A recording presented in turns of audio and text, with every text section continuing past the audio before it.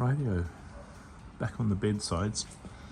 I'm trying to just give you some idea of just what we have here. There is so much damage.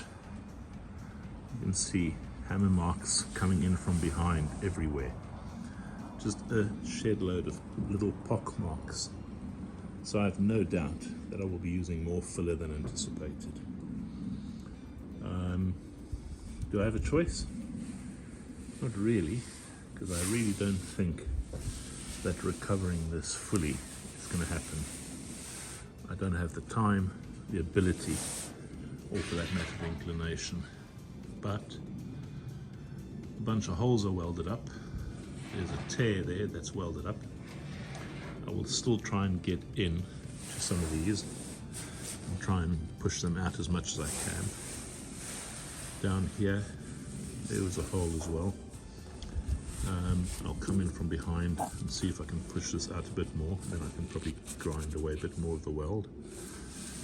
These are the braces that go onto the chassis to hold the whole back end of the bed stable when you're going down the road, so it doesn't wibble wobble.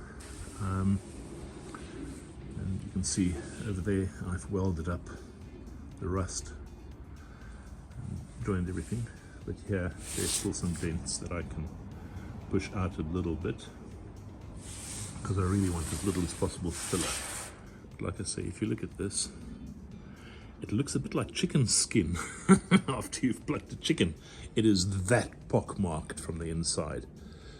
Obviously when you're throwing a ton of filler at stuff, you don't really care what the underside is like, but I want as little as possible filler. At least this line is good, and I've managed to recover this. This is good. That slide hammer that I used a couple of weeks ago worked well, so this will have minimal filler. But this wing, probably I have very little choice on. When you look all the way down here, there is so much damage. And I'm not spending the money unless somebody wants to sponsor me for many, many, many hundreds / thousands of pounds worth of delivery. But you can see there are dents. This I'll work on and try and straighten out a bit more. There are dents everywhere. The other fender is even worse because my ex-wife hit the truck from behind, so that's got to bend out, that I've got to straighten out. Plus on that there's a couple of lines down this way, all the way down there, where somebody must have run across or against a tree or a stump or something. But we'll get to it and we'll do as much as we can. My intention is to try and wrap up both these bed sides. First of all, the straightening out, and then sanding them back, as in using my drum sander to really clean them back to bare metal. Then filler, which might be a day or two's worth of work, I don't know, but work the filler until it's done. And primer, and hopefully I can get primer onto these before it really snaps to cold. Everywhere else, as you can see, there is a lot of work to be done, but I have no choice. No one else is going to do it for me, and I don't anticipate anyone putting a couple of these into shipping and sending them over to me as brand new replacement panels, or even really good ones from somewhere. So yeah, that's today's job. That's a 4-minute discussion on dents. We'll get to it.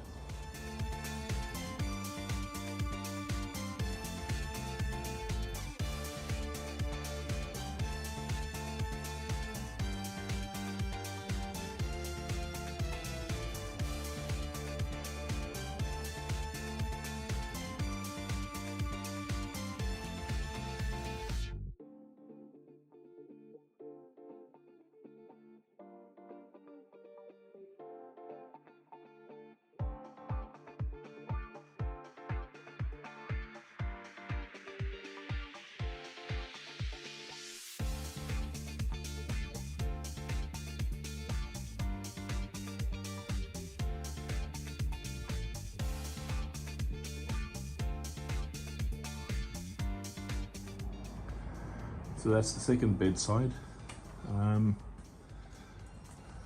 If you can look carefully, you will see that there are scrapes down here.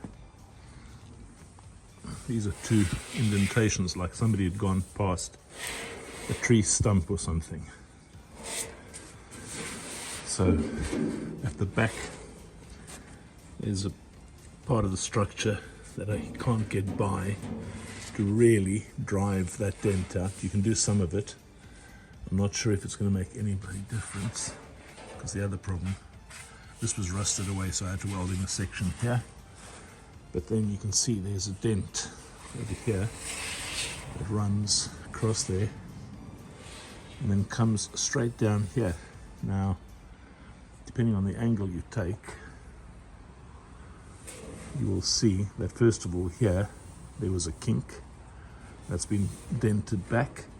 Up there's a slight indentation which I can't get to because there are two structures in the way. You cannot get in there at all. You can get your hand in there, but you can get no force. So I guess that I'm going to end up with filler. This doesn't look like it, but actually it's straightened out quite well. The other thing is 5 minutes after we fetched this truck, my ex-wife ran into the back of me because she anticipated me to let go and go for it at an intersection, which I didn't. There you can see that the previous work marks, and across there, this all runs down here, if you look, and then returns down this way. So all of this has actually been worked. I've brought it back as good as I can. This is actually quite good. There's a bit of a mark there, but the trim goes there, so I'm not too bothered. And obviously a bit of filler will do the job. All these holes that I had to repair, those are fine. We can cover those up and hide them. But like I say, this tree, I think it's a tree or something like that dragged two lines down there. That's going to be a bigger problem, but it's not a problem because we'll use filler. Very little of it. You probably end up with, I don't know, 1.5 millimeters of it. At the back here, I'm really impressed with myself. There's a little kink there which I can't get to, but that'll just have to be a little bit of filler. You can hardly see it. But all of this was dented in. I've managed to get this out completely. A fair amount of work from behind. I'm sure these are old marks from when this was a farm truck and working on a farm. But actually this is recovered really well, so I'm pretty chuffed with it. That big original damage, those marks down there, are a pain in the ass. And the fact that this actually kinks out ever so slightly, if you look, if I put pressure on it. So I'm hoping that the braces that go down the back here, there's a brace here and there's another one in there. I have to re-drill the holes where that bolted in. That pulls back into the chassis. So hopefully that will straighten. You can hear there's one. And I don't know how to work with heat. So that will hopefully, when I put in the brace that gets pulled into the body, into the chassis, that will pull it back and then straighten this out better. But I'll only know that once these bed sides are back on the chassis, and that might be another 6 months from now. But in the meantime, there's going to be a certain amount of filler. I can't get away from it. I'll use glass fiber based filler. This isn't actually a dent anymore, that I managed to get out, so that's good. Somebody else had previously worked it. This isn't my work. And you can see around it that it's straightened out. This one I couldn't get to. It's ever so slightly still, but unfortunately there's structure behind there. This is good. This is really good. That I've managed to just gently tap away and work away. I actually did that previously, prior to today. But you can see old marks, pin marks, where somebody's used quite an aggressive approach. But then if you're going to be smearing a ton of filler over stuff, you probably don't really care about your approach.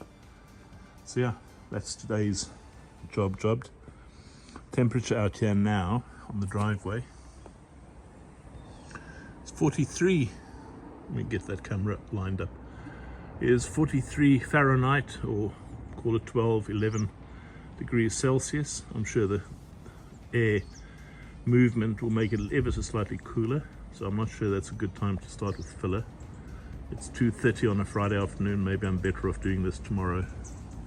So I think for now, pack the tools away, make this a short little video. It's progress. I've gotten to that one, and obviously this one as well. This one isn't as good because there was a hell of a lot of damage. There was a bunch of holes everywhere, but you can see I've managed actually to straighten it out. Once the holes that were there that I've welded up, once I put a little skim of filler over that, that'll be good. So I'm pretty pleased with the overall outcome. Unfortunately, it's a 60-year-old truck, and I haven't got the money to spend on buying replacement fenders and bedsides, which means that I've got to do these things myself. Bit by bit, we'll get it done.